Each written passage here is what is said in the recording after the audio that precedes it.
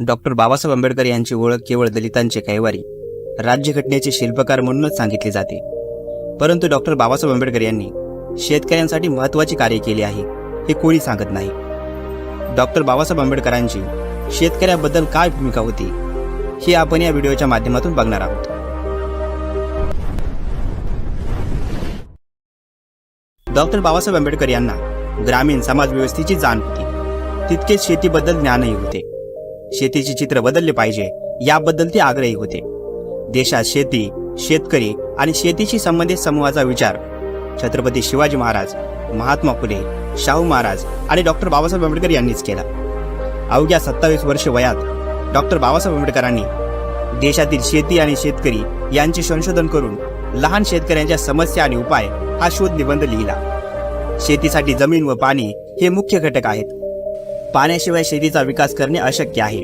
शेतकऱ्याला शाश्वत पाणी मिळणे गरजेचे आहे. पाण्याशिवाय उत्पादकता वाढणे आणि शेतकऱ्यांचा आर्थिक स्तर उंचावणे शक्य नाही, हे त्यांनी ब्रिटिश सरकारच्या निदर्शनास आणून दिले. शेतीला उद्योग मानून पायाभूत सुविधा पुरवून शेतकऱ्यांचा आर्थिक विकास झाला पाहिजे. शेतकरी समृद्ध झाला तरच शेतीशी निगडीत सर्व घटकाला या आर्थिक सक्षमतेचा फायदा होईल, असे त्यांचे मत होते. शेतकऱ्यांच्या प्रश्नावर चिंतन करणाऱ्या, विचार मांडणाऱ्या आणि त्यांच्यासाठी चळवळी उभा करून या देशातील शेती आणि शेतकऱ्यांचे प्रश्न डॉक्टर बाबासाहेब आंबेडकरांना संपवायचे होते. यासाठी त्यांनी 25,000 शेतकऱ्यांचा देशातील पहिला मोर्चा काढला. एवढेच नाही तर त्यांच्या नेतृत्वात 7 वर्षे दीर्घकाळ शेतकऱ्यांचा संप झाला. जाती विसरून सर्वजण एकत्र आल्यास देश तुमच्या हातात येईल, असे ते शेतकऱ्यांना सांगत. खोती पद्धतीच्या विरोधात त्यांनी लढा दिला. देशाचे पहिले पाटबंधारे मंत्री झाल्यानंतर डॉक्टर बाबासाहेब आंबेडकरांनी शेती आणि शेतकरी यांच्यासाठी अनेक महत्त्वाचे निर्णय घेतले. तसेच देशाचे पहिले ऊर्जा मंत्री झाल्यानंतर त्यांनी पहिला ऊर्जा आयोग स्थापन करीत वीज आणि पाण्याचे नियोजन केले.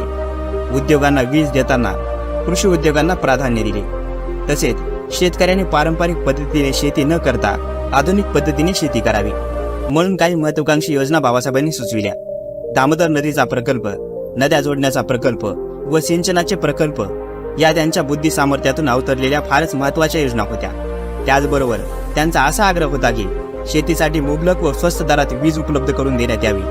त्यांनी तेव्हा हे सांगून ठेवले होते की शेती व तिच्यासाठी लागणारी सिंचन व्यवस्था व विद्युत पुरवठा इत्यादींचे मानवतावादी दृष्टीने व्यवस्थापन केले नाही तर येणाऱ्या काळात आमचा शेतकरी आत्महत्या करेल.